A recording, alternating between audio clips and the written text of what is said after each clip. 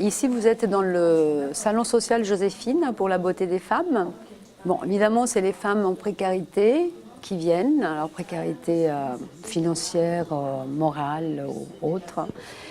Et qu'est-ce qu'on peut faire ici? On peut se faire coiffer. En tout cas, on peut retrouver l'estime du soi, c'est fait pour ça. Pour une éventuelle réinsertion. Comment se retrouver face à son miroir, comment se sentir belle, comment se sentir sûre, comment lever la tête.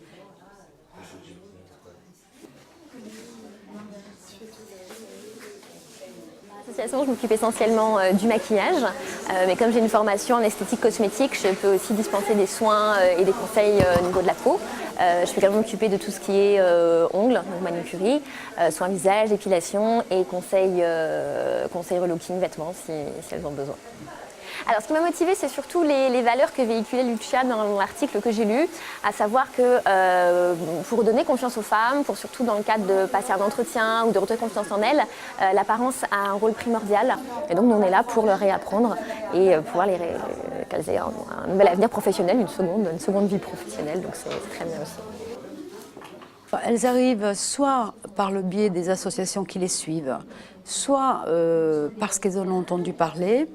Une assistante sociale qui est ici en permanence tous les jours, 5 jours par semaine, les accueille, leur fait un entretien, voit avec elles les besoins et suite à ça, elles ont un rendez-vous, elles reviennent se faire prendre soin d'elles et surtout se faire donner tous ces conseils. Voilà. Sinon, tu sais ce que tu pourras faire? Tu t'habilles, tu viens directement ici, on fait le brushing et on voit au niveau du haut. Si ça ne va pas, qu'est-ce qu'on pourra changer? Je vais trouver en gris à la maison, je vais chercher. Je pense que je dois avoir puis, à côté de ça, on va aussi faire des ateliers d'alphabétisation. Il va y avoir une aide juridique pour les femmes, pour les guider pour leurs besoins en dossier. En fait, ce n'est pas un endroit où on vient pour une fois. On vient là chaque fois qu'on a besoin, jusqu'à réinsertion. À partir de là, bien sûr, elles vogueront à leur propre vie. Mais on les suit absolument et on prend des nouvelles d'elles et on regarde pas à pas où elles en sont. Je suis coiffeur, mais j'ai fait toute ma vie, ma carrière, mon studio de photo. Je me suis aperçue que j'avais un très beau métier dans les mains et qu'à travers ça, on pouvait vraiment redonner une vraie confiance. Il y a à peu près 5 ans, j'ai monté cette association, mais ce n'était pas un salon social. On s'installait au sein des associations. Et pendant 2 ans, j'ai fait ces studios, j'appelais ça des studios de beauté. Et puis à un moment donné, je me suis aperçue que c'était trop compliqué, pas facile à gérer, que je perdais du temps, que je ne m'occupais pas suffisamment de femmes. J'ai commencé à penser à un projet salon social. Et puis pendant ce temps-là, je regardais mon salon du 6e et je me disais qu'en fait j'avais un salon et pourquoi pas l'ouvrir quand c'est fermé au public. C'est ce que j'ai fait, me demandant si elles allaient venir.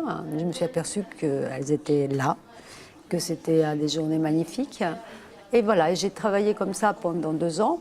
Mais il y a 1 an, j'ai fait la connaissance d'une jeune femme qui s'appelle Maya Wendling, dont c'est le métier, elle, d'aller chercher les donateurs, qui a voulu absolument porter ce projet avec moi et qui l'a développé. Et voilà, et grâce à elle, 1 an après, Joséphine, le salon social existe. Mais mon salon, le fait de le faire dans mon salon m'a donné vraiment l'idée sûre que je devais faire quelque chose d'élégant pour ces femmes, mais non pas du pitoyable, voilà.